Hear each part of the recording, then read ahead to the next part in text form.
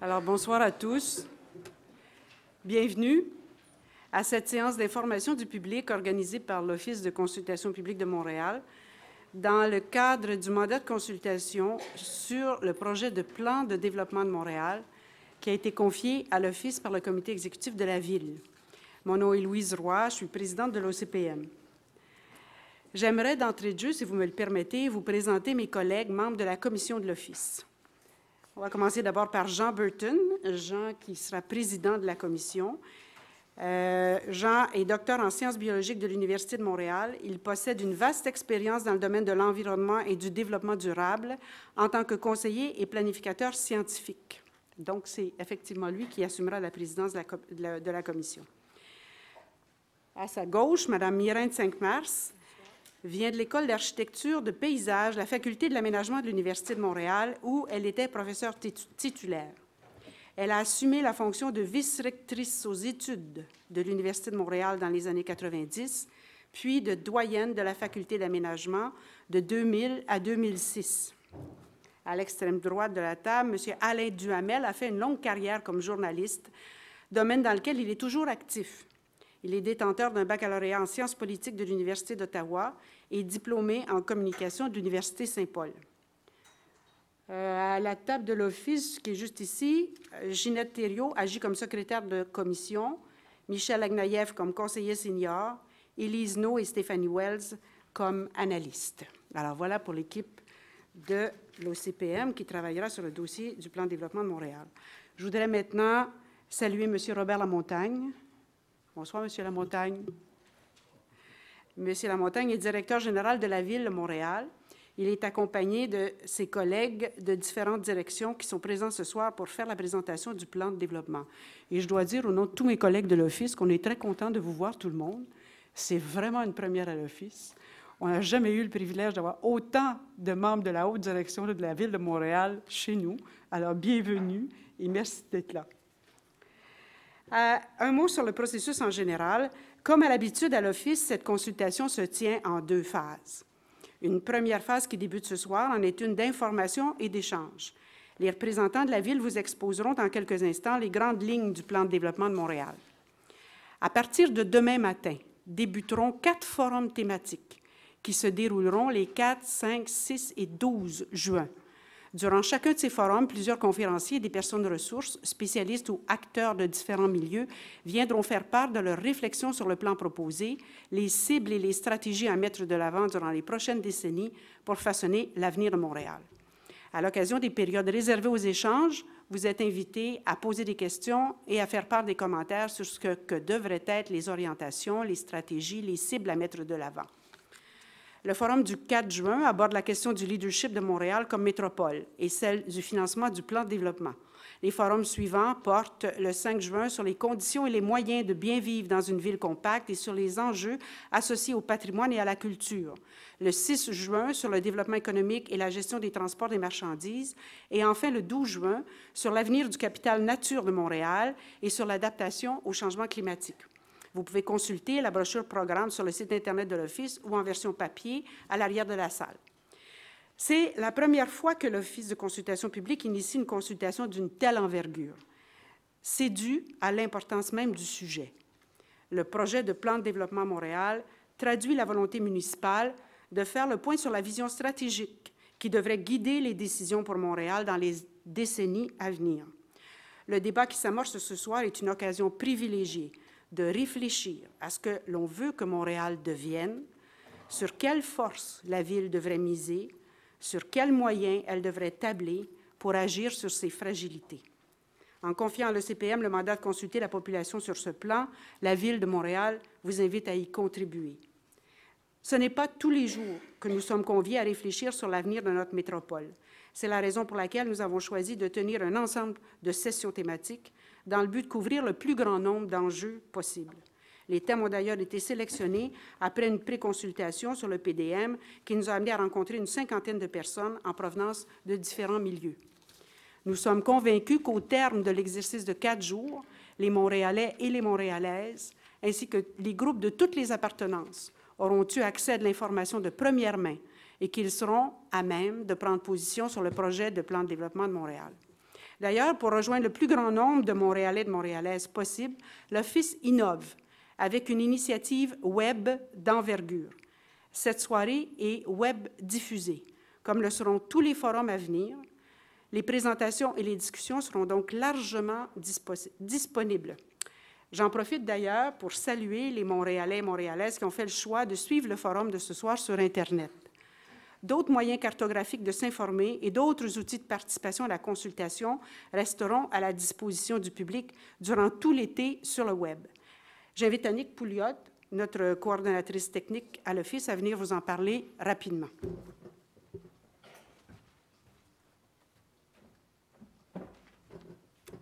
Bonjour. Alors, pour l'élaboration du volet web de la consultation publique, on avait deux objectifs. Le premier, c'était de faire connaître, informer et faire participer le plus de Montréalais possible en demandant l'aide d'influenceurs branchés, d'organismes qui entretiennent déjà des communautés intéressées par le développement de Montréal sur le web. Pour y arriver, rappelons d'abord que tous les événements de juin sont web diffusés sur notre site Internet et pendant les séances publiques, nous avons invité des blogueurs, des animateurs de communauté, des gens qui vont relayer l'information et on l'espère faire participer leur communauté via les réseaux sociaux. Si vous correspondez à cette description, sachez qu'il est encore possible de se joindre à notre zone web pour les forums des prochains jours. Notre deuxième objectif est de faire participer les Montréalais en ligne aux débats qui sont soulevés par cette consultation. Pour ce faire, on vous propose 3 outils. Une carte interactive sur le site de l'Office, un questionnaire de consultation publique en ligne et enfin un nouvel outil lancé aujourd'hui pour nous, mais surtout pour vous, UC City. On les prendra un par un. La carte du plan de développement de Montréal sur le site web de l'Office. Vous pouvez voir, on a transposé sur une seule carte tous les éléments cartographiables qui se trouvaient dans le document du plan de développement de Montréal présenté par la Ville. Il est possible de zoomer sur chacun des éléments pour une vue plus rapprochée. En cliquant sur un élément, on fait apparaître une bulle qui contient les interventions proposées par le plan, des images, des liens externes pour en apprendre plus sur chacun des projets. Il est possible d'agrandir la carte pour naviguer en plein écran. On peut alors voir tous les projets au moyen de la liste dans la barre de gauche. Vous pouvez aussi accéder aux documents du plan à partir de la page de la carte. Et en dessous de la carte, on a listé toutes les propositions du plan d'action, même celles qui ne pouvaient pas être cartographiées. La liste des catégories respecte l'ordre du document de présentation du plan. Au bas de la page, vous allez voir, on peut télécharger le fichier KML, se l'approprier, les données de la carte en format ouvert. Un citoyen pourrait, par exemple, importer la carte dans Google Earth à la maison, y ajouter des informations et s'en servir pour illustrer son mémoire. C'est tout pour la carte. Ensuite, on a un questionnaire en ligne. C'est un outil qu'on connaît tous. Il ne m'apparaît pas nécessaire de donner plus d'explications, si ce n'est que de vous dire que vous pourrez le trouver à l'adresse ocpm.qc.ca/questionnaire-PDM. À la fin de ce questionnaire, on vous proposera de vous transporter dans UC City. Cette nouvelle plateforme de consultation publique en ligne développée à Montréal nous permet de représenter les projets urbains dans un outil gratuit, facile d'utilisation pour les citoyens. Nous y avons intégré tous les projets urbains du centre-ville, hors du centre-ville, ainsi que les projets urbains à portée locale décrits au plan de développement de Montréal. Nous invitons maintenant la population à utiliser cet outil pour donner son opinion sur ces projets. Les commentaires et les opinions recueillies dans UC City seront pris en compte par les commissaires de l'Office dans le cadre de la consultation publique en cours. UC City, c'est de la visualisation en 3D dans une carte interactive. L'utilisateur peut regarder à son rythme tous les angles des projets, leur mise en contexte dans la ville. Cette plateforme permet de partager, de discuter, de créer. Il est possible d'y ajouter du contenu, des liens, des images, des modèles 3D. Juste avant de terminer, si vous voulez bien jeter un œil vers la régie, je veux vous présenter Jimmy Paquet-Cormier de l'Office. Il a coordonné un long travail pour en arriver à vous proposer 2 outils de cartographie pour l'OCPM. Et Pierre Baudreau, le créateur de UC City, qui est lancé en primeur pour nous aujourd'hui. À la pause, ces 2 hommes talentueux vous attendront dans le foyer, à l'extérieur de la salle, pour vous faire découvrir les 2 outils. Vous pourrez voir des petites démonstrations, poser vos questions. C'est maintenant à vous de vous les approprier. Merci, Louise. Merci, Annick. Donc, un mot sur la suite des choses. À compter du 4 septembre prochain, débutera la 2e phase de la consultation, celle qui vous permettra de faire valoir devant la Commission vos opinions, vos recommandations. Vous pourrez le faire, comme à l'habitude, par le biais de mémoire ou de présentation orale. Tous les détails relatifs à l'inscription sont disponibles sur le site Internet de l'Office. Par la suite, la Commission entreprendra de rédiger son rapport de consultation qui sera remis par l'Office aux nouveaux élus en novembre prochain. C'est donc une vaste entreprise que nous amorçons ce soir. Le plan de Montréal n'en mérite pas moins. Le plan de développement de Montréal n'en mérite pas moins. Je cède maintenant la parole à Jean Burton qui présidera la séance de ce soir.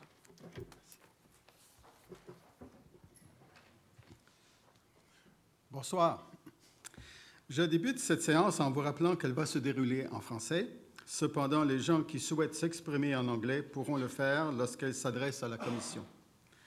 This meeting will be conducted in French, but anyone who wishes to address the Commission or ask questions in English may do so. En complément aux mots de la présidente, Mme Louise Roy, j'ajouterai que la deuxième étape de la consultation, celle de l'audition des opinions, mémoire ou point de vue, débutera après la période estivale le 4 septembre, comme elle l'a mentionné. Cependant, j'aimerais vous rappeler une date clé. Vous devez aviser l'Office de votre intention de faire une présentation orale ou de présenter un mémoire au plus tard, et je souligne et j'insiste sur le au plus tard, le 29 août 2013, afin de nous permettre de préparer un calendrier d'audition. Il est important d'acheminer vos textes, donc, au plus tard à cette date. Cela permettra à la Commission de les lire avant leur présentation et de se préparer à des échanges productifs. L'audition des mémoires se fera au bureau de l'Office, au 1550 rue Metcalfe, 14e étage. Cependant, nous vous encourageons fortement à ne pas attendre la date limite pour déposer vos mémoires et à cet effet, vous pourrez le faire dès le 13 juin sur le site de l'Office. Donc, n'hésitez pas à nous signifier votre intention de déposer un mémoire, que ce soit une présentation orale ou écrite, de façon à ce que nous puissions planifier à l'avance l'organisation des sessions. Donc, la première date où vous pourrez vous inscrire, c'est le 13 juin. Maintenant, en ce qui a trait au déroulement de la séance d'information de ce soir, des représentants de la Ville de Montréal effectueront une présentation d'un maximum de 50 minutes sur le projet de plan de développement de Montréal.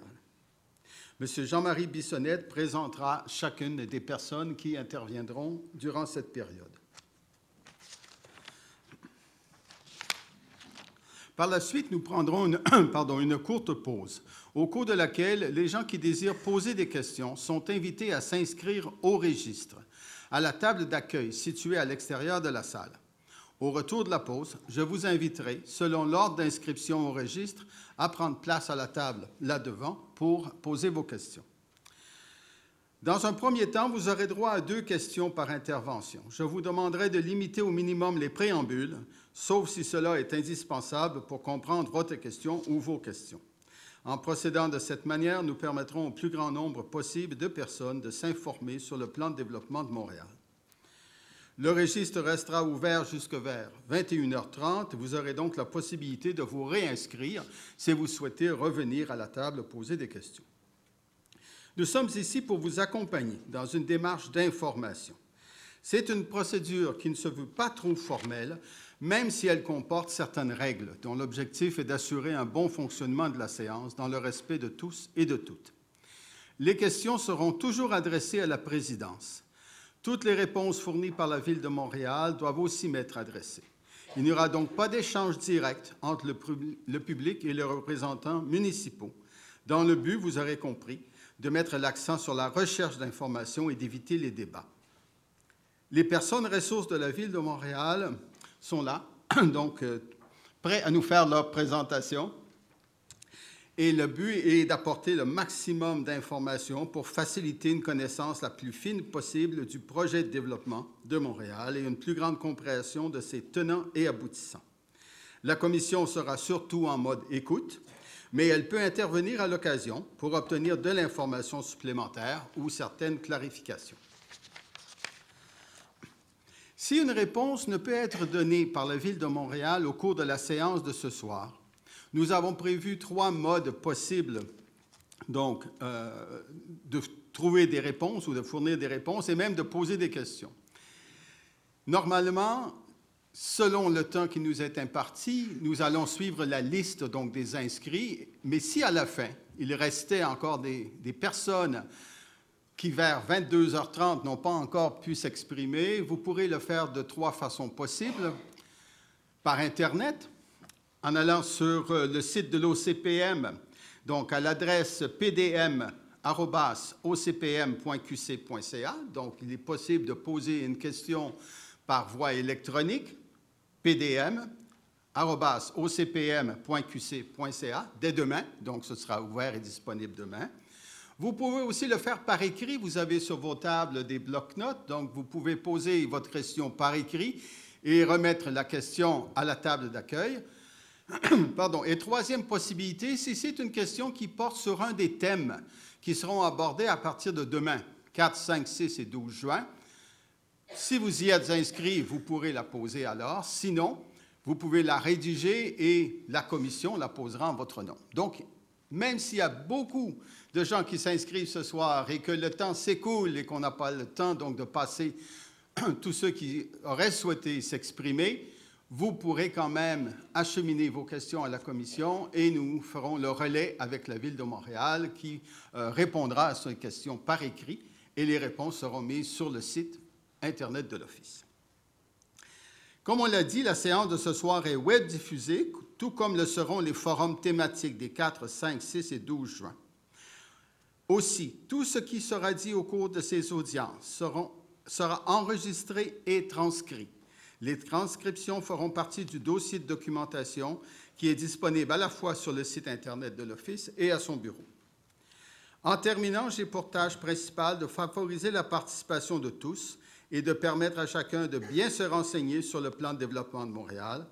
Pour y arriver, un climat serein et courtois sera nécessaire.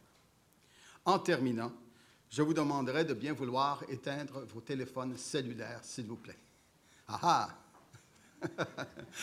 Donc, par respect pour tout le monde, rien de pire qu'une belle sonnerie en plein milieu d'une présentation. Merci et bonne soirée. Sur ce, les présentations de la Ville. Monsieur Bissonnette.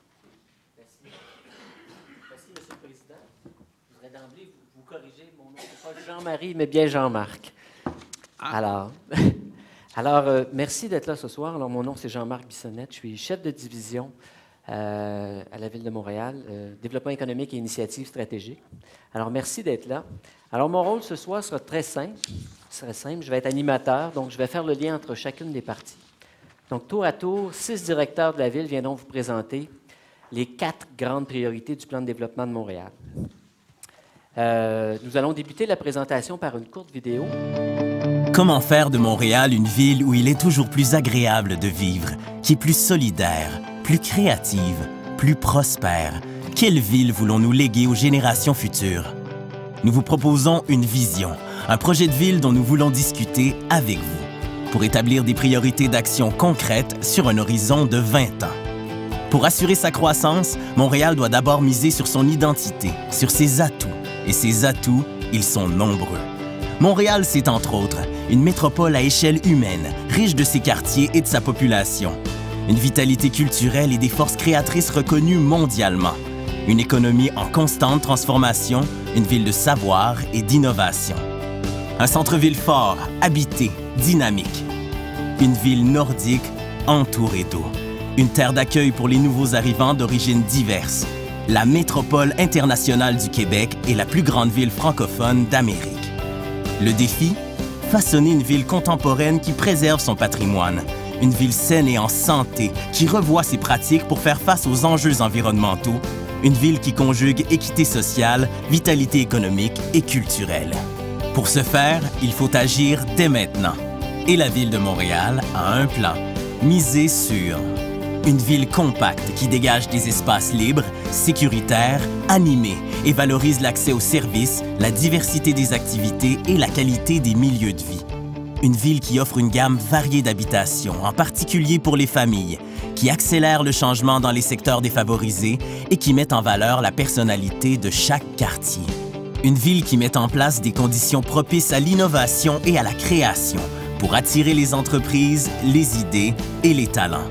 en misant sur sa culture et en dynamisant son centre-ville, en renforçant ses pôles économiques et sa cité portuaire, en stimulant sa croissance immobilière et résidentielle. Une ville qui priorise les transports collectifs, une ville aménagée pour les piétons et les cyclistes, une ville verte et durable. Une ville qui vise la qualité du design, de l'aménagement et de l'architecture et qui sait faire preuve d'audace.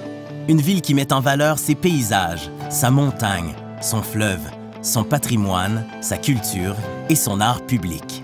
Une ville qui repense ses espaces publics et qui se dote de mécanismes pour réaliser des aménagements exemplaires. Enfin, une ville qui réalise des projets urbains porteurs de renouveau, qui remodèlent de grands morceaux de territoire. Ce Montréal de demain, c'est avec vous que la Ville de Montréal veut le bâtir.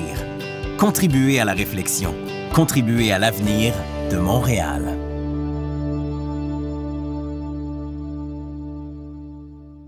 Alors, après cette entrée en matière, je demanderai à M. Robert Lamontagne, directeur général de la Ville de Montréal, à venir vous faire une courte introduction.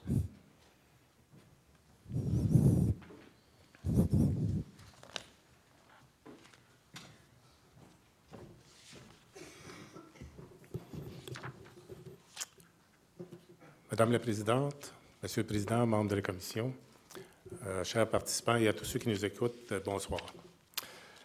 Je suis très heureux d'être avec vous ce soir, entouré de mon équipe de gestion, avec qui je travaille au quotidien à livrer les services aux Montréalais et à assurer le développement de la métropole. Je ne peux pas vous les présenter un à un, mais vous aurez l'occasion d'en rencontrer quelques-uns tout à l'heure en cours de présentation. Cette équipe cumule une diversité d'expertise de premier plan. Elle partage aussi avec moi des valeurs de gestion qui me sont chères. L'engagement envers les citoyens, le travail d'équipe, l'intégrité, la volonté de faire bouger les choses et d'optimiser nos actions. Nous sommes aussi nombreux à ce seul événement ce soir, c'est que le projet de plan de développement de Montréal l'impose. L'impose par sa portée stratégique et l'impose par son caractère intégré qui exige de tous de travailler dans le même sens. Au cours des prochains jours, grâce au processus d'échange mis en place par l'Office de consultation publique, que d'ailleurs je remercie pour l'organisation de cet événement, nous pourrons établir ensemble nos objectifs et nos priorités de développement et déterminer le cadre de partenariat qui sera nécessaire pour les concrétiser. Je peux vous assurer que nous allons suivre ces échanges avec le plus vif intérêt, dans un esprit d'ouverture et de dialogue, car, tel que l'indique son titre, Demain Montréal, document de discussion, le projet de plan de développement de Montréal sur lequel porte la consultation n'a rien de définitif et ne prétend pas avoir toutes les solutions. Il doit être vu comme une base de travail, comme un outil évolutif qui va s'incarner à toutes les échelles de la vie municipale et dans toutes les sphères d'activité, et ce, autant par les actions menées par la Ville que par la contribution de tous les acteurs de la vie montréalaise. Et ces acteurs, dont vous faites partie, sont nombreux qu'on pense au gouvernement, avec qui nous établissons des ententes pour financer les différents programmes allant des infrastructures à l'aide aux populations vulnérables, et dont plusieurs, d'ailleurs, supportent les politiques gouvernementales. Pensons aux institutions et aux entreprises, grandes ou petites, qui font littéralement tourner l'économie montréalaise. Pensons aux groupes socio-communautaires avec qui nous travaillons sur une multitude de projets pour la collectivité. Pensons aux créateurs, aux chercheurs, aux entrepreneurs. Et pensons enfin aussi et surtout aux citoyens issus de toutes les communautés. La vision intégrée que nous proposons constitue une première. Elle s'inscrit dans l'obligation qu'a la Ville d'élaborer un plan couvrant l'ensemble de ses champs de compétences en vertu de la Charte de Montréal, en quelque sorte la loi qui la régit. La planification du territoire de la métropole se fait à plusieurs échelles. Le gouvernement, la CMM, la Ville, par le biais de la Ville-Centre et de ses arrondissements. Chacun de ces paliers d'intervention est responsable de ses outils de planification et ceux-ci doivent s'harmoniser entre eux en vertu de la loi sur l'aménagement et l'urbanisme. Bien que prévu par la Charte, le plan de développement n'aura pas de portée réglementaire. Il s'inscrit toutefois dans l'esprit des orientations du gouvernement du Québec relatives à la grande région de Montréal et du plan métropolitain d'aménagement et de développement de la communauté métropolitaine de Montréal, adopté l'an dernier. Notre objectif est donc double. Primo, d'assurer la plus grande cohérence possible entre le plan de développement et les politiques gouvernementales, ainsi que ce qu'on appelle dans notre jargon le PMAD, le PMAD, le plan métropolitain d'aménagement et de développement. Et secondo, d'assurer la plus grande cohérence possible entre les outils de mise en œuvre du plan, que sont nos politiques, nos programmes et nos mécanismes de gestion. Ainsi, ce plan fournira un cadre de référence pour la révision du schéma d'aménagement de l'agglomération de Montréal et du plan d'urbanisme. De plus, sa mise en œuvre s'arrimera à celle de la stratégie pour assurer l'occupation et la vitalité des territoires du gouvernement du Québec que nous sommes en train de négocier avec ce dernier.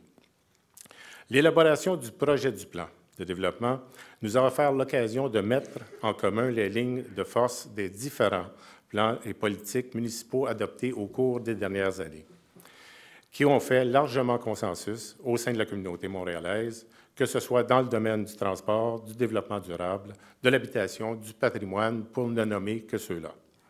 Elle s'inscrit aussi dans une perspective de planification stratégique basée sur nos forces et nos atouts et sur ce qu'on doit améliorer pour relever les défis majeurs auxquels nous sommes confrontés pour améliorer le cadre de vie des Montréalais et assurer notre croissance. Des défis en matière d'économie, d'environnement, de démographie, mais aussi des défis liés au vieillissement de nos infrastructures et de notre cadre bâti.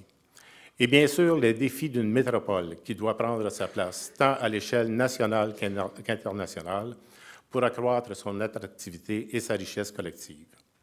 Ces défis interpellent tous les services municipaux et tous les arrondissements. Et la Ville doit agir au premier chef pour les relever, mais ils interpellent également tous nos partenaires car nous ne pouvons agir seuls. Montréal a besoin de nous tous. D'où l'importance de s'entendre sur les priorités d'action et les moyens de mise en œuvre. Notre défi collectif, c'est de reconstruire Montréal sur elle-même selon les principes du développement durable pour les citoyens actuels, mais aussi pour les générations à venir. La vision proposée dans le projet de plan consiste à aménager le territoire pour faire de Montréal une ville où il fait bon vivre et grandir, travailler et étudier. Cette vision s'appuie sur un ensemble de principes et d'orientations qui émaillent l'ensemble du plan. Elle fait l'objet d'un important exercice de concertation. Elle a fait l'objet plutôt d'un important exercice de concertation tenu sous le signe de la convivialité auprès de plus d'1 millier de personnes en 2012. Cet exercice, que l'on a appelé « Démarche de contribution publique », comportait 3 volets. Un forum de partenaires qui a réuni une centaine d'experts et de représentants d'organismes œuvrant dans différents domaines. Un forum de discussion en ligne qui a récolté plus de 200 interventions citoyennes. Et enfin, la tenue de 18 assemblées, les soirées Demain Montréal, organisées en collaboration avec les arrondissements auxquels près de 1000 Montréalais ont participé. Ces échanges ont confirmé une acceptation généralisée de la vision proposée, en plus de mettre en lumière les enjeux locaux d'aménagement et de développement. Il en ressort de nombreuses pistes d'intervention pour améliorer la qualité de vie dans les quartiers de Montréal. Pour vous en donner un aperçu, voici quelques extraits vidéo.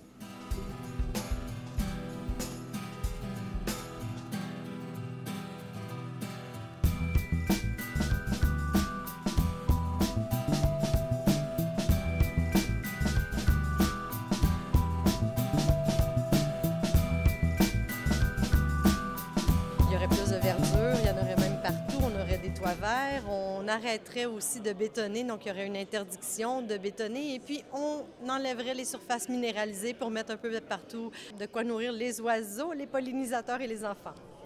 Il faudrait peut-être penser faire une petite place pour des cafés dans nos parcs.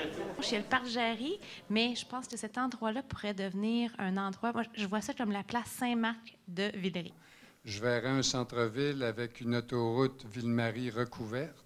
Un centre-ville avec véritablement plus d'accès pour les vélos et les piétons. Donc, je prendrais exemple sur Amsterdam, où est-ce qu'il y a de moins en moins de voitures.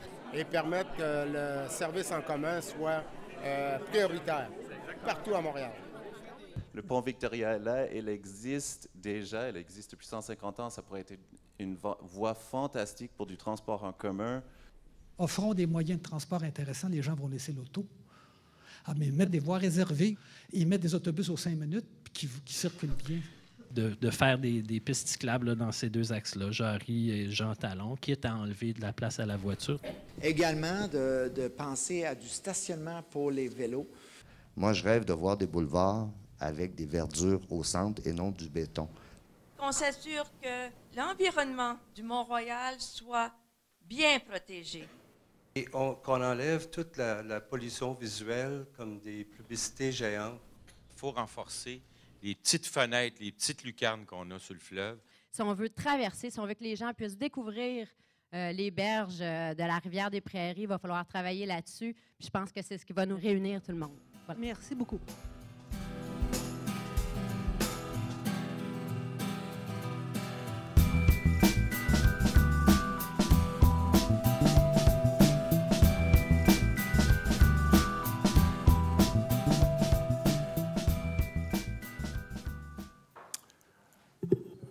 Alors, beaucoup d'idées. Comme vous le voyez, les échanges dans les arrondissements ont été des plus constructifs et je tiens à souligner la collaboration des collègues en arrondissement à l'exercice. Je tiens aussi à remercier tous les citoyens qui ont investi leur temps pour partager leurs visions, leurs préoccupations et leurs aspirations. Le document a été modifié à la suite de cette démarche. Les changements les plus importants concernent la section « Mise en œuvre » qui a été remplacée par un plan d'action municipal quinquennal intitulé « Agir sur la ville ». Par le plan d'action « Agir sur la ville », nous avons traduit dans le temps et sur le territoire les orientations du plan de développement par des actions concrètes et réalisables. Elles se répartissent en 4 grandes priorités. Renforcer le leadership de Montréal à titre de métropole, améliorer la qualité de vie des collectivités dans les quartiers, accroître l'utilisation du transport collectif et actif, et enfin moderniser les infrastructures et investir dans la qualité du domaine public. Ce plan d'action propose des interventions ciblées dans différents secteurs, à différentes échelles et dans différents domaines. Nous avons voulu lui donner la dimension du réalisme en l'associant au cadre financier de la Ville, mais aussi et surtout la dimension des moyens à développer pour assurer, en partenariat avec tous les intervenants, la mise en œuvre de sa pleine vision. Ainsi, ces actions guident la préparation des programmes triennaux d'immobilisation et les budgets de fonctionnement de la Ville, mais aussi la préparation de ses plans financiers à long terme dans l'optique de développer de nouveaux moyens financiers de réalisation. Comme je le disais, tout ça est évolutif et constitue une base de discussion à laquelle nous vous convions. Toutefois, il faut souligner que parmi ces priorités, la première, le renforcement du leadership de Montréal, est fondamentale. En fait, c'est la condition essentielle à la concrétisation de toutes les autres, car c'est avec une métropole économique et culturelle forte, innovante, performante, qui rayonne tant ici qu'à l'étranger, qu'on va attirer et retenir au plus grand bénéfice de tous les Montréalais et de tout le Québec, non seulement les talents et les entreprises, mais aussi les résidents, et créer la richesse nécessaire à l'atteinte de nos objectifs. Je laisse maintenant à mes collègues des différentes directions le soin de vous présenter les grandes lignes du plan d'action dans leur champ d'expertise respectif. Je vous reviendrai en fin de soirée pour, ou plutôt bientôt, là, pour conclure en fin de présentation. Merci.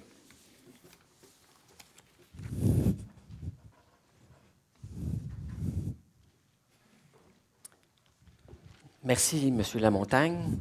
Alors, ce qu'il faut retenir de votre présentation, c'est que vous nous avez parlé d'une vision intégrée de développement et d'un projet de plan qui se veut un projet mobilisateur. Maintenant, j'inviterai Mme Nancy Chouari, directrice de la mise en valeur du territoire et qui est responsable avec son équipe de l'élaboration du plan, ainsi que M. Alain Dufort, directeur général adjoint de l'arrondissement Ville-Marie, à venir vous parler d'une première priorité. Alors, renforcer le leadership de Montréal à titre de métropole. Madame, Monsieur. Bonsoir. Alors, tel que mentionné par M. Lamontagne, la première action, renforcer le leadership de Montréal à titre de métropole, est fondamentale. Notre plan de développement soutient un leadership collectif, de confiance et de reconnaissance de toutes nos actions. Lors de notre démarche de concertation en amont, vous avez été nombreux à signifier votre accord aux principes énoncés dans la vision du plan de développement de Montréal.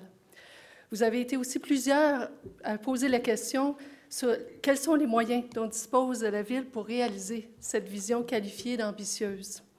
La mise en œuvre de la vision du plan de développement nous préoccupe tous. Comment agir sur la ville et comment financer nos ambitions?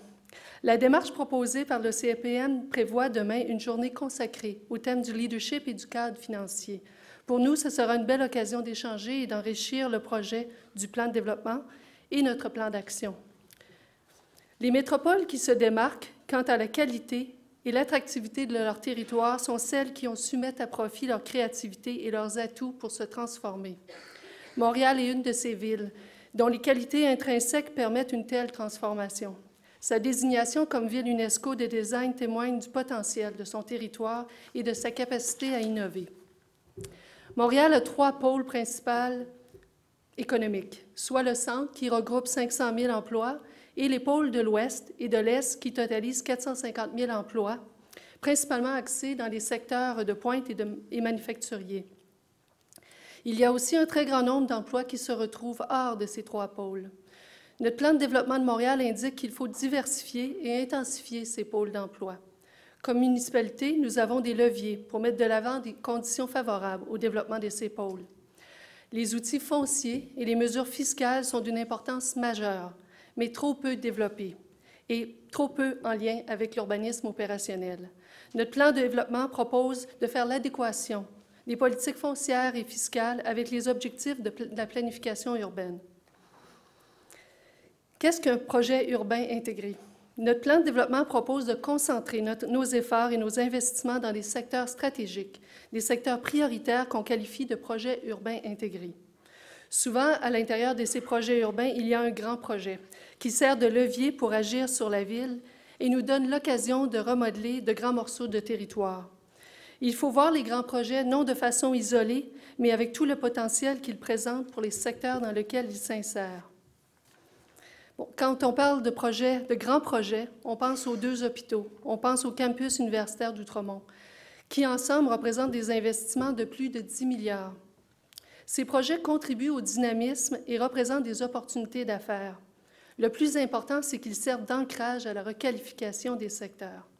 La Ville n'est pas maître d'ouvrage de ces grands projets, mais en identifiant le secteur dans lequel ils se retrouvent comme prioritaire, la Ville veut devenir un partenaire actif en planifiant, en investissant davantage sur le domaine public et en offrant des mesures fiscales adaptées. Le plan de développement de Montréal identifie donc des secteurs prioritaires d'intervention afin d'optimiser toutes nos actions municipales et celles de nos partenaires. Le plan de développement de Montréal recommande non seulement de mettre en œuvre ou d'adopter des planifications détaillées pour ces secteurs, mais d'y établir des stratégies financières et foncières. Faute de temps, je ne peux vous présenter tous ces secteurs en détail, mais vous pourrez les consulter dans nos documents.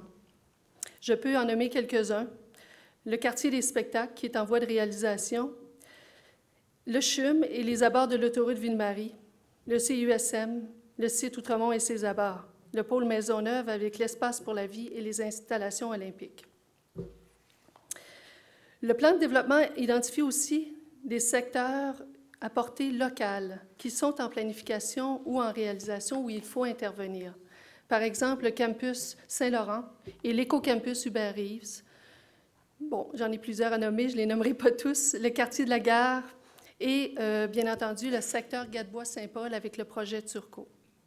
Finalement, en turquoise, le plan de développement identifie les secteurs où nous amorçons une planification qui nous permettra d'agir dans un horizon de 10 à 15 ans.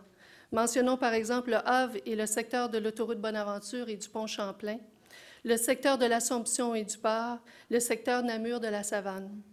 En somme, cette approche territoriale permet d'encadrer les décisions futures d'investissement, d'optimiser nos actions dans des secteurs ciblés et de reconstruire notre ville, tout en assurant de conserver ses atouts, dont particulièrement les atouts du centre-ville.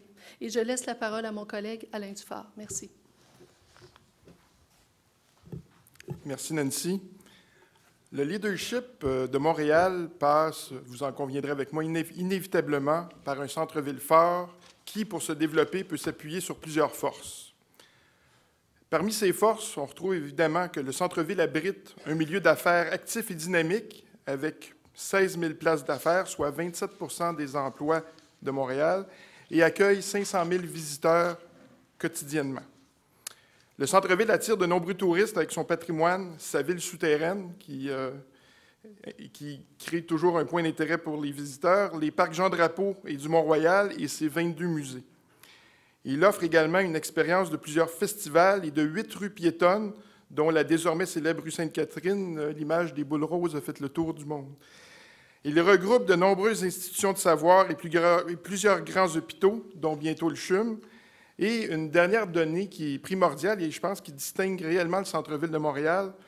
On retrouve dans Ville-Marie 84 000 résidents, ce qui en fait l'un des centres-villes les plus habités en Amérique du Nord. Le leadership du centre-ville est souvent associé au boom immobilier que nous connaissons depuis quelques années. De 2007 à 2012, 61 projets immobiliers ont été réalisés dans Ville-Marie. Ces projets représentent au total plus de 4 000 nouvelles unités de logement résidentiel. Mais les nouvelles sont encore meilleures puisqu'en 2013, 65 projets sont en chantier et pas les moindres. On parle du CHUM, les tours Avenue du Canadien, Altoria, Altitude, pour ne nommer que ceux-là. De plus, en date du 31 mai, il y a dans Ville-Marie seulement 93 nouveaux projets qui ont soit été autorisés ou qui sont à l'étude. Je pense que d'un point de vue économique, c'est de très bonnes nouvelles. Conscient de l'importance du développement immobilier, l'arrondissement a élaboré, il y a un peu plus d'1 an, un levier puissant pour supporter la croissance du centre-ville, le cadre de révision des hauteurs et densités. L'objectif de ces modifications, qui font maintenant partie intégrante du plan d'urbanisme de la Ville, est d'accélérer le développement des terrains vacants, de diminuer le recours à des dérogations ponctuelles et de favoriser l'arrivée de nouveaux résidents, et tout ça dans le respect du patrimoine. Le plan a donc été modifié sur 2 aspects importants, soit augmenter les hauteurs et densités dans certains secteurs du centre des affaires et à son pourtour, conformément à la volonté exprimée dans le plan de transport, et réduire les hauteurs, notamment aux abords du Vieux-Montréal et sur le flanc sud du Mont-Royal, pour préserver les atouts patrimoniaux existants et certaines vues essentielles. Dans la suite logique de cette planification, nous avons modernisé notre règlement d'urbanisme afin qu'il corresponde davantage aux nouvelles tendances en matière d'aménagement urbain et de développement durable. Cela nous permet, entre autres, d'offrir un outil réglementaire amélioré, plus convivial et plus compréhensible, et de simplifier les procédures d'émission des permis et d'approbation de projets. Au cours des dernières années, en plus de participer aux rencontres de Demain Montréal où nos citoyens ont été nombreux à s'exprimer, l'arrondissement a aussi élaboré 3 programmes particuliers d'urbanisme. Celui des Grands Jardins dans l'Ouest, celui du quartier Sainte-Marie aux limites est de l'arrondissement, et plus récemment celui du quartier latin, un secteur emblématique de Montréal qui fait maintenant partie du quartier des spectacles. Ces planifications urbaines nous seront très utiles pour orienter nos décisions d'investissement dans les années à venir. Faire preuve de leadership, c'est également consulter les partenaires et les citoyens. D'ailleurs, toutes ces consultations en amont facilitent évidemment grandement le passage des projets à l'Office de consultation publique. Non seulement nous travaillons avec les intervenants du milieu en amont, mais nous poursuivons ce partenariat lorsque vient le temps de passer en mode réalisation, ce qui nous permet réellement de réaliser de meilleurs projets. Ce sera d'ailleurs le cas dans le cadre du PPU du quartier des spectacles, pôle du quartier latin, qui vient tout juste d'être adopté par le conseil municipal. Nous débuterons bientôt le travail avec les partenaires et les citoyens, notre objectif étant de réaliser une grande part du plan pour 2017. En terminant, il ne faudrait surtout pas perdre de vue que pour assurer le leadership à Montréal, il faut continuer à améliorer les services de proximité comme le déneigement, la propreté, l'amélioration des infrastructures des parcs, tout en tenant compte d'enjeux importants tels que l'accessibilité universelle, le logement social ou l'itinérance. Nous composons avec un milieu d'affaires dynamique, avec de nombreux organismes communautaires et culturels et avec des citoyens qui sont très engagés. En tout temps, notre objectif est d'améliorer la qualité de vie pour les citoyens, pour les commerçants, les travailleurs et les visiteurs du centre-ville. Voilà un défi qui est excessivement stimulant pour toute notre équipe. Merci.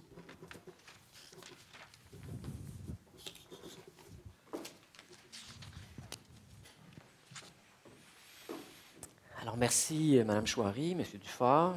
Donc, à retenir de cette priorité, le rôle moteur que doit jouer Montréal à titre de métropole et favoriser l'approche par projet urbain intégré. Améliorer la qualité de vie des collectivités dans les quartiers. Alors, nous allons écouter Mme Chantal Gagnon, directrice principale du service de la qualité de vie, et Mme Danielle Cécile, directrice de l'habitation, nous parler de cette priorité. Mesdames. Merci Jean-Marc. Bonsoir tout le monde. Alors, pour assurer la qualité de vie dans nos quartiers, une chose est certaine, c'est qu'il faut leur conserver une échelle humaine et conviviale. Montréal est une ville dont la très grande majorité du territoire est déjà construite. Dans ce contexte, nous avons des objectifs particuliers à atteindre. Entre autres, reconnaître nos acquis, leur qualité, et veiller à leur maintien. C'est autant parler du patrimoine, mais pas que du patrimoine bâti, du patrimoine en général, y compris le patrimoine naturel qu'on oublie souvent. Il faut aussi saisir les occasions d'améliorer la qualité de vie dans les quartiers et les doter d'une offre qui est diversifiée, qui est accessible et qui est sécuritaire. Il faut offrir un environnement favorable à la diversité sociale et démographique, ainsi qu'à la santé par l'activité physique, entre autres choses. Favoriser une approche territoriale intégrée, c'est un objectif qu'il faut qu'on poursuive dans les prochaines années. En particulier pour nous, à la Ville de Montréal, on travaille fort à faire converger nos différents programmes municipaux, tels que les programmes de revitalisation urbaine intégrée, les quartiers 21, les quartiers verts, quartiers culturels, promenades urbaines, et j'en passe. Tout ça dans un même quartier et en même temps, on va travailler très fort à intégrer nos actions. Afin d'améliorer la qualité de vie de quartier et à favoriser le maintien des familles en ville, il faut bonifier les équipements collectifs sur notre territoire et assurer la connectivité entre les différents réseaux d'équipements. Il faut aussi assurer une offre adéquate des équipements collectifs à proximité des lieux de résidence, développer la pratique des activités physiques et sportives en favorisant l'accès à des plateaux sportifs et à des services de qualité au grand public et aux athlètes. Il faut poursuivre le développement et la consolidation de notre réseau de bibliothèques et des lieux de diffusion culturelle, entre autres. Mettre en valeur certains immeubles patrimoniaux et plusieurs bâtiments culturels font partie de nos priorités. Améliorer la qualité de l'environnement en général et favoriser une meilleure gestion de nos ressources, telles que nous le ferons avec le compostage dans les prochaines années, sont certainement des pistes que nous allons poursuivre. Montréal doit consentir des efforts soutenus pour le verdissement de son territoire et le rapprochement du citoyen avec la nature. Pour ce faire, Montréal augmentera l'indice de canopée de 20 à 25 d'ici 2025, en plantant 300 000 arbres, autant sur le domaine public que sur le domaine privé. Nous allons favoriser les actions qui visent la récupération des usages reliés à l'eau. Nous allons protéger les milieux naturels d'intérêt et développer une agriculture urbaine intégrée à notre communauté. Augmenter la superficie des espaces verts dans les quartiers est certainement un objectif qu'on partage tous. Mettre en valeur et animer les lieux publics et aménager des promenades urbaines qui vont les relier est certainement d'un intérêt pour chacun de nous ici dans la salle. Il est nécessaire de favoriser la mixité et la cohabitation des usages dans les quartiers et de travailler de façon intégrée dans les secteurs de Montréal qui en ont le plus besoin. Et pour ce faire, il faut s'appuyer sur la stratégie pour assurer l'occupation et la vitalité des territoires, ainsi que sur le plan d'action pour la solidarité et l'inclusion sociale du gouvernement du Québec. Pour ce faire, il faut aussi mettre en place un programme de revitalisation des secteurs défavorisés, portant sur le logement, les équipements collectifs, l'aménagement des parcs, les conditions sociales, l'accès à l'emploi, la persévérance scolaire, l'intégration des communautés immigrantes, la réinsertion sociale des personnes marginalisées, la concertation locale et la mobilisation des collectivités. Rien de moins. J'invite maintenant ma collègue Danielle Cécile qui va vous entretenir de la question de l'habitation à Montréal. Merci. Bonsoir. Alors, en habitation, la vision portée par le plan de développement de Montréal nous amènera à intervenir afin que Montréal s'affirme comme ville inclusive, je devrais dire continue de s'affirmer comme ville inclusive, renforce son équilibre social, économique et démographique et évolue de façon responsable au plan environnemental. À cet effet, nous souhaitons, premièrement, aménager de nouveaux quartiers pour les familles d'aujourd'hui et pour celles de demain. Nous constatons que le plan de développement de Montréal identifie un grand potentiel de développement, dont plusieurs grands sites accessibles à court terme. Nous constatons aussi que le marché de la construction est peu intéressé par les produits destinés aux familles et que le coût de ces produits sont peu concurrentiels face au marché de la banlieue. En conséquence, de nombreuses familles qui, au départ, souhaitent demeurer à Montréal font finalement le choix de la banlieue. Notre objectif est de développer de nouveaux quartiers multigénérationnels, mixtes au plan socio-économique et dotés d'une offre de services complète et d'aménagements conviviaux.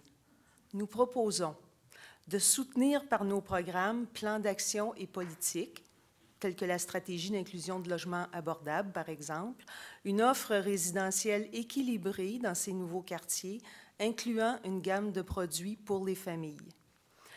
Nous proposons d'établir des cibles relatives aux diverses clientèles visées et aux typologies résidentielles dans les nouveaux secteurs. Nous proposons d'implanter des critères d'aménagement des espaces publics et privés respectueux des besoins des enfants et des personnes à mobilité réduite et de promouvoir des modèles architecturaux éco-sensibles. Nous proposons d'assurer, lors de la phase de la planification de ces grands sites, le maillage du développement résidentiel et de l'implantation des services de proximité publics et privés, tels que les écoles et les centres de la petite enfance. Deuxièmement, nous souhaitons revaloriser le caractère résidentiel familial des quartiers existants. Nous constatons qu'il existe à Montréal des secteurs résidentiels à caractère familial et à coût abordable qui méritent d'être remis en valeur. Nous constatons aussi que la conservation de l'offre commerciale et des équipements scolaires et récréatifs existants dépend dans ces quartiers de leur attrait sur les familles. Que par ailleurs, dans un contexte de vieillissement de la population, les options résidentielles sont limitées pour les aînés souhaitant demeurer dans leur milieu de vie. Nos objectifs sont, à cet égard, de renforcer et adapter l'offre résidentielle pour les familles dans les quartiers existants et de favoriser l'adaptation de l'habitat au cycle de vie des ménages. Nous proposons de continuer à soutenir par nos programmes la remise en état du parc résidentiel familial tout en maintenant son caractère abordable. De poursuivre les interventions d'adaptation de domicile pour aînés et de soutenir la production d'unités à coût abordable pour cette clientèle dans les quartiers existants. De mettre en place dans les secteurs dégradés des mesures particulières pour soutenir l'adaptation ou la mise aux normes des bâtiments résidentiels. De collaborer avec les instances publiques concernées pour assurer le maintien des services de proximité dans les voisinages visés. De créer des partenariats avec les acteurs publics et privés pour la mise en valeur du cadre de vie et aussi de tirer profit des travaux municipaux, notamment pour les infrastructures, pour améliorer la qualité du domaine public. Troisièmement, nous souhaitons préserver le parc de logements abordables existant et soutenir son renouvellement. Nous constatons que le parc locatif affiche un très faible taux de croissance et qu'il vieillit parfois bien, parfois moins bien. Que certains types d'immeubles, les ensembles multilocatifs, certaines tours d'habitation, l'habitat le plus ancien, les maisons de chambre font face à des problématiques de salubrité particulières. Que le parc de logements communautaires fait face à divers défis, par exemple son financement à long terme, et qu'il a des besoins importants de remise en état. Qu'il y a morcellement des zones de pauvreté et qu'elles prennent notamment la forme d'ensembles immobiliers dégradés où se vivent des problématiques d'exclusion sociale. Nous constatons aussi que la situation des personnes à faible revenu sur le marché locatif se fragilise et que les clientèles demandant un soutien en logement sont en croissance. Notre objectif est de maintenir le parc locatif existant. Il s'agit, rappelons-le, d'un des atouts de Montréal. Et nous voulons aussi développer du logement abordable. Nous proposons à cet effet de poursuivre la mise en œuvre de programmes d'aide à la rénovation et à la construction de logements sociaux et communautaires et de logements abordables d'initiatives privées. Nous nous proposons aussi d'implanter progressivement une approche préventive en matière de salubrité et de poursuivre de manière vigoureuse l'application des réglementations sur cette question. Enfin, d'assurer le maillage avec les partenaires institutionnels et communautaires autour des interventions de requalification de voisinage et d'animation de milieu. En terminant, j'aimerais quand même rappeler qu'il y a deux conditions essentielles à la mise en œuvre de notre vision en habitation. D'abord, les interventions sur l'habitat requièrent une collaboration de tous les paliers de gouvernement afin d'assurer la mise en place et le maintien d'un cadre législatif et financier approprié. Enfin, le renouvellement des investissements dans les programmes d'habitation fédéraux et québécois constitue un prérequis pour la poursuite des interventions municipales. La dernière condition, bien entendu, est votre volonté et votre engagement à travailler avec nous. Merci beaucoup de votre attention.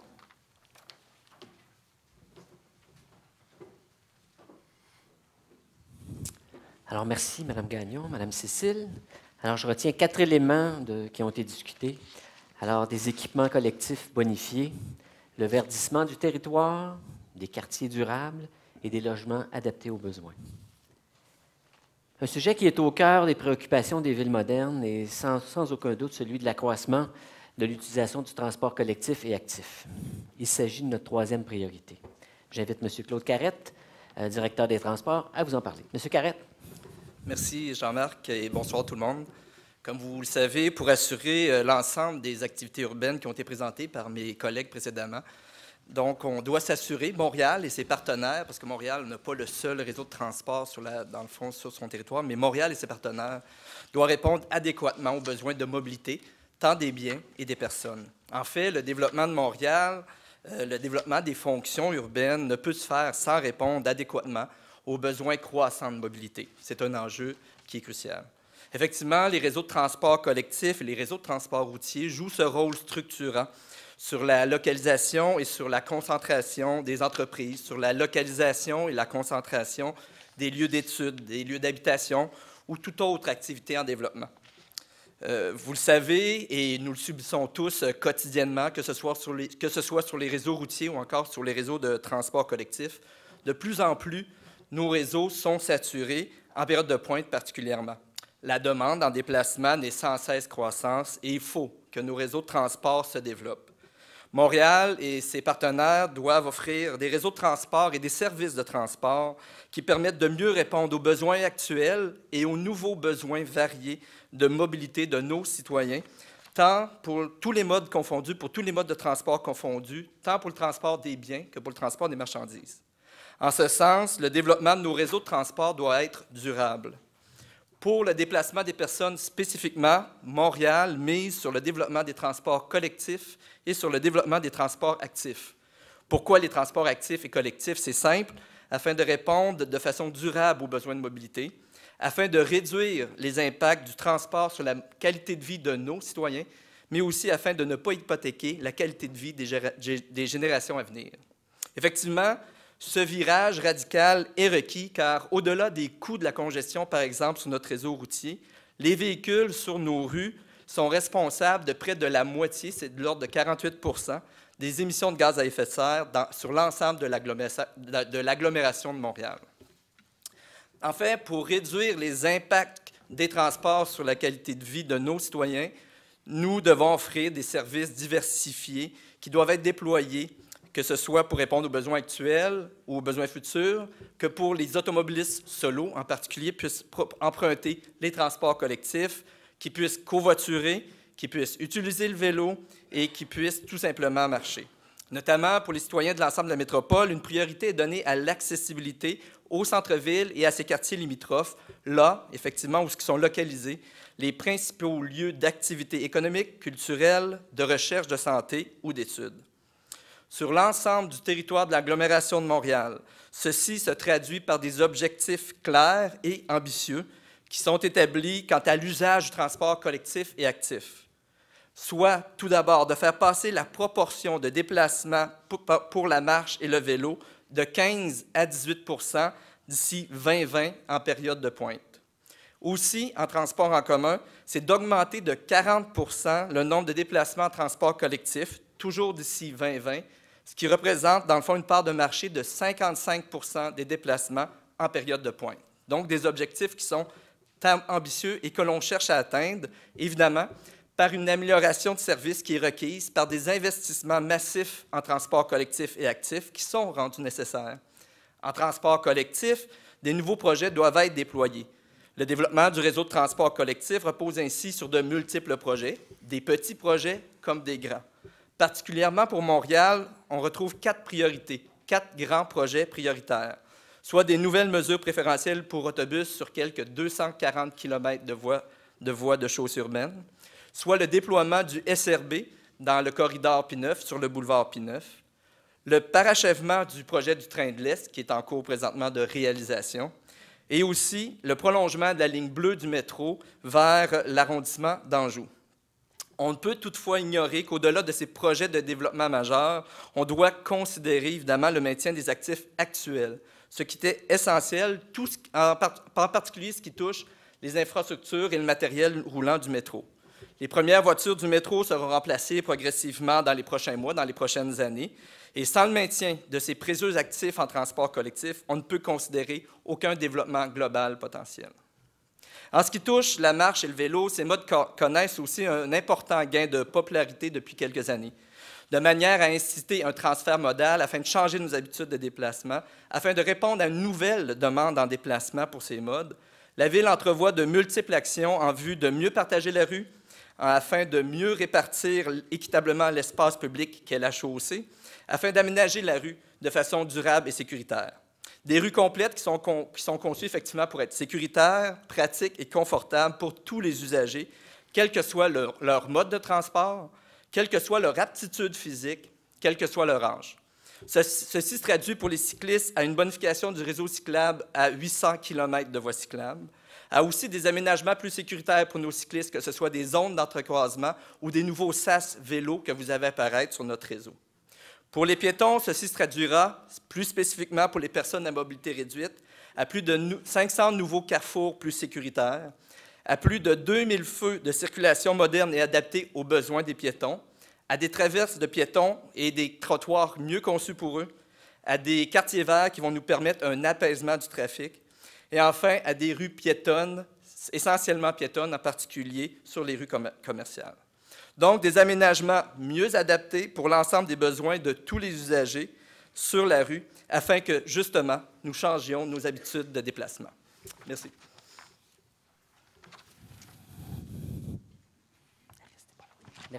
Merci, M. Carrette.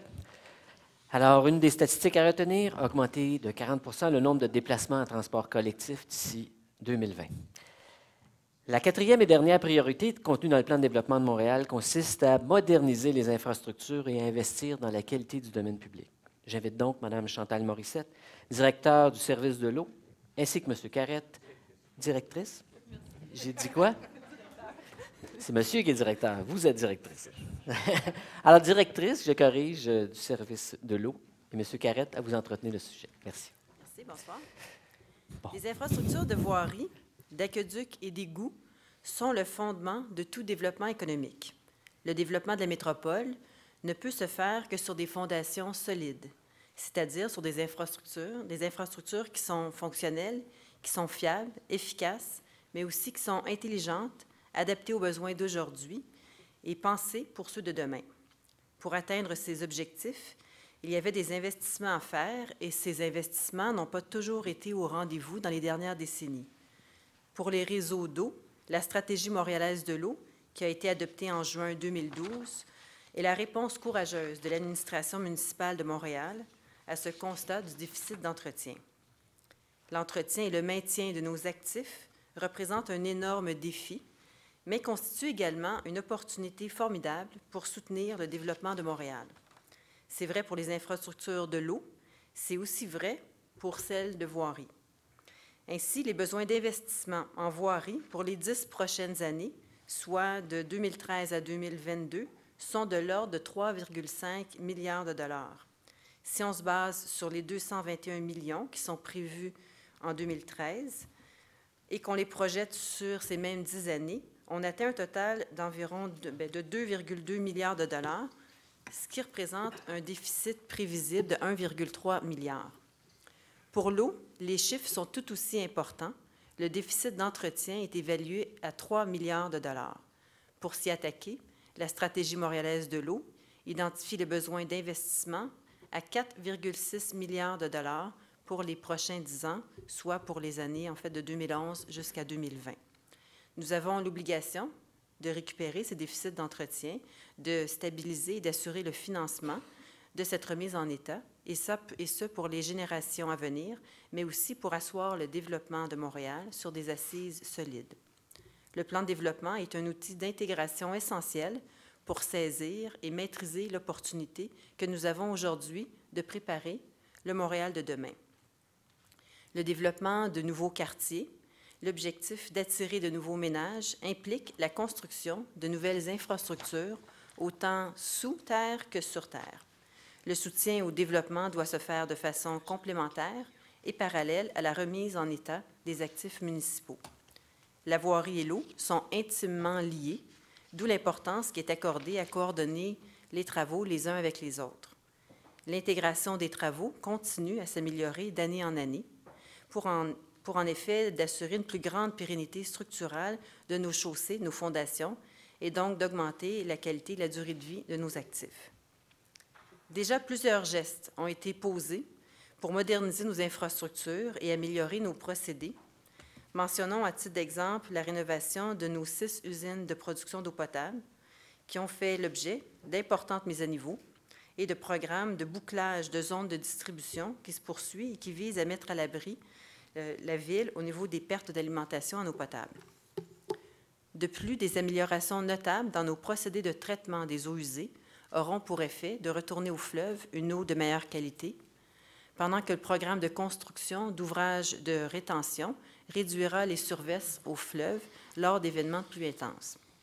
Le plan de développement de Montréal proposera une vision commune pour mieux concerter nos actions.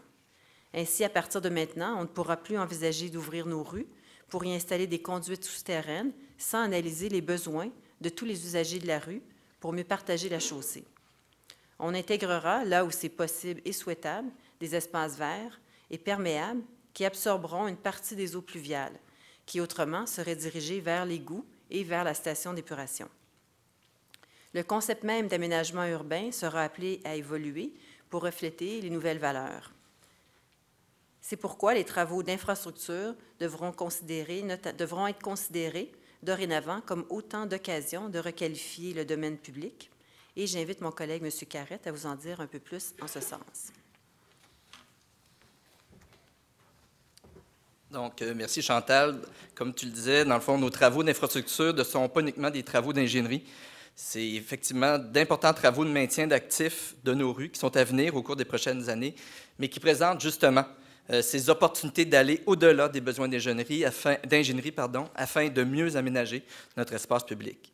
La Ville compte par ailleurs établir un programme de requalification de grands secteurs et des grandes artères, tenant compte de la gestion intégrée de l'eau, de la plantation des arbres, du transport collectif et actif, la revitalisation et aussi du cadre bâti.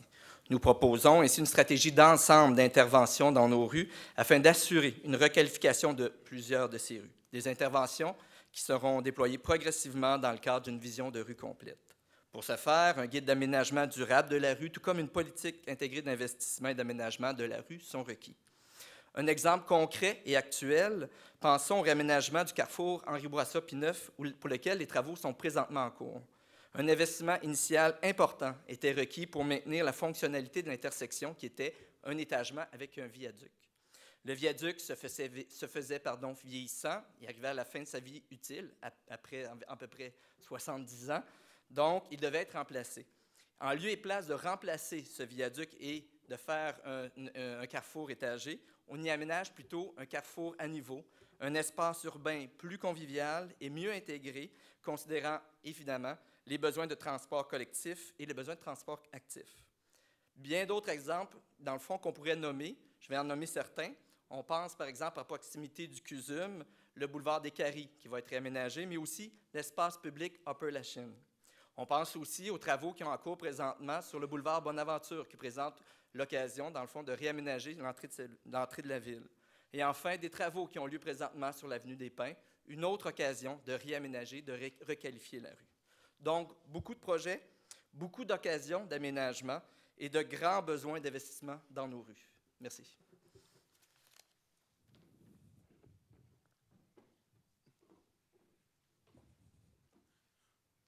Monsieur Bissonnette, j'aimerais juste vous signifier que votre période de 50 minutes est déjà écoulée. Donc, il faudrait peut-être soit accélérer un peu, laisser le temps de prendre une pause et d'avoir une période de questions, s'il vous plaît. Il nous reste une courte présentation et une conclusion. Et une conclusion. Merci. Alors, pour concrétiser le plan de développement de Montréal, les défis liés au financement sont grands. Alors, j'invite M. Agop Evereklian à venir nous en parler. Je serai bref. Madame la Présidente, Monsieur le Président, Madame et Monsieur les commissaires, Mesdames et Messieurs, chers collègues, bonsoir. Alors, je suis Agop Evereklian, directeur principal du service aux affaires institutionnelles à la Ville de Montréal, responsable des relations gouvernementales et des relations internationales. Je voudrais tout d'abord vous remercier pour cette occasion qui m'est offerte dans le cadre de cette consultation pour vous présenter un aperçu des défis financiers de la mise en œuvre du plan de développement de Montréal. J'ai bien dit un aperçu, car le sujet est vaste et mérite à lui seul une consultation, car le cadre financier rassemble des éléments interreliés, à savoir les besoins financiers, les dépenses, les revenus, la fiscalité et bien sûr les négociations avec les gouvernements. Mais comme je ne dispose que de quelques minutes, je vous présenterai donc l'essentiel dans le temps qui m'est imparti. Tout d'abord, les composantes du plan qui vous ont été présentées par mes collègues sont centrées sur les besoins des citoyens et des entreprises. Qu'il s'agisse des quartiers, des logements, des centres d'emploi, des transports, de la culture, des sports et loisirs, des parcs, de la sécurité et des matières résiduelles. Bref, des services à notre population. Mais le plan est aussi aligné sur l'ambition de la Ville et de toute la région métropolitaine d'affirmer son leadership et de consolider sa position concurrentielle en tant que métropole internationale. Qu'il s'agisse d'économie, d'innovation, de créativité, de développement durable ou d'emploi, pour préparer le Montréal de 2017 et consolider les fondations du Montréal de demain. Comme mes collègues l'ont indiqué, les projets sont bien circonscrits et évalués. La réalisation de ces projets nécessite donc la mobilisation de ressources pour répondre aux besoins financiers. C'est là où apparaît la nécessité de considérer ces besoins dans un cadre financier global. Comme vous le savez probablement, le budget de fonctionnement de 2013 s'élève à plus de 4,3 milliards de dollars. La Ville déploie beaucoup d'efforts pour limiter la croissance des dépenses dans un contexte de pression financière à la hausse. La grande partie des revenus de la Ville, 67%, proviennent des taxes foncières. Et il n'est pas question d'alourdir le fardeau fiscal de nos concitoyens. D'où la nécessité, voire même l'urgence, d'une revue de la fiscalité et de la législation municipale pour donner à la métropole les moyens de réaliser ces projets, disposer d'un espace fiscal permettant le développement et bien sûr pour obtenir un financement équitable.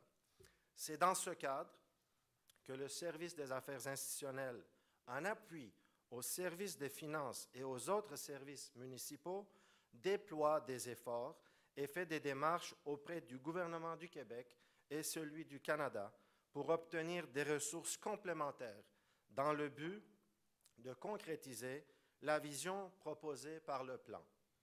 Nous l'avons fait et nous continuons à le faire pour les transports, pour le logement social, pour les infrastructures, pour la culture, pour la sécurité, pour l'eau et pour d'autres secteurs. Nous participons activement aux travaux de l'Union des municipalités du Québec et ainsi que de la Fédération canadienne des municipalités pour parler d'une voix commune au gouvernement supérieur. Ces efforts se font selon des dossiers sectoriels qui ont abouti sur des revenus provenant de la taxe sur l'essence, des droits d'immatriculation, de la TPS et de la TVQ, pour ne nommer que cela. Mais les besoins d'investissement sont grands et l'approche du financement sectoriel est limitée.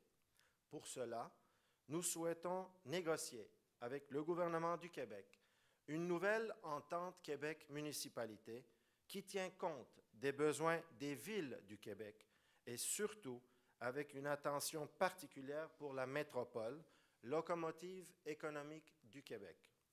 Car la réalisation du plan de développement de Montréal sera bénéfique pour la région métropolitaine de Montréal et pour l'ensemble du Québec.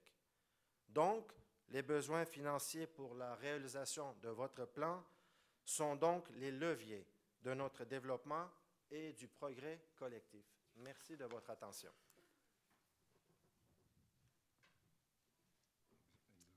Alors, merci, M. Evereklian. Pour conclure notre présentation, M. Lamontagne.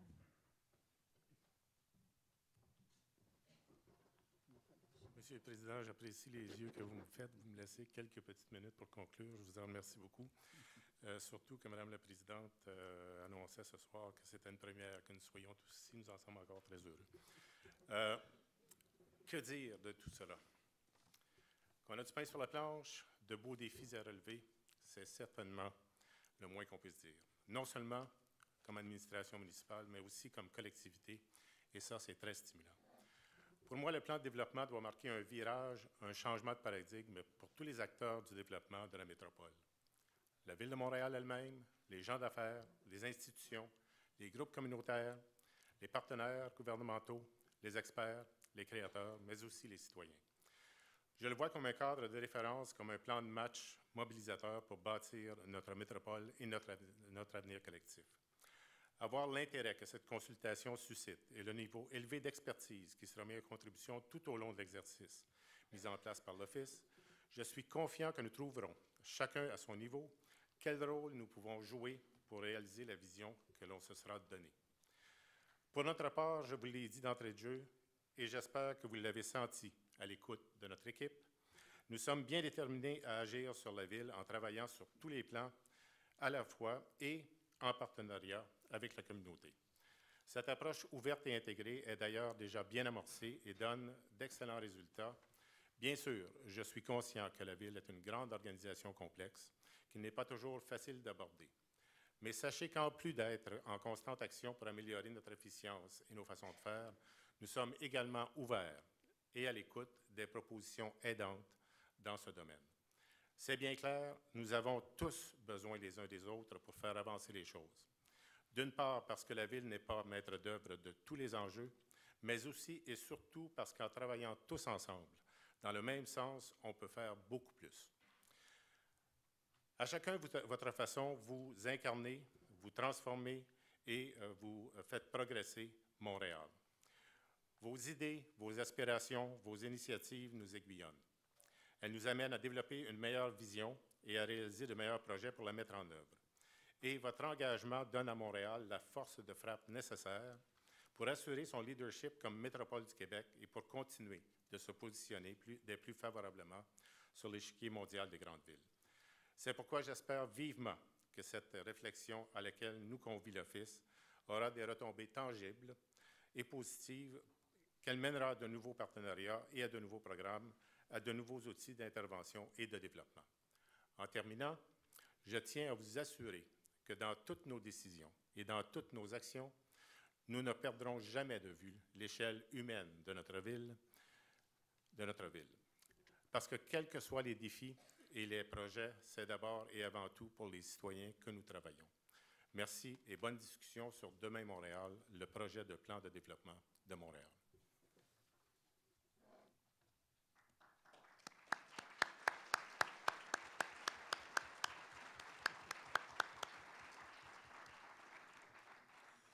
Alors, merci beaucoup. Sur ce, nous allons prendre une pause d'une dizaine de minutes. S'il vous plaît, tous ceux qui souhaitent poser une question, veuillez vous présenter à la table, à l'entrée, pour vous assurer que votre nom est au registre.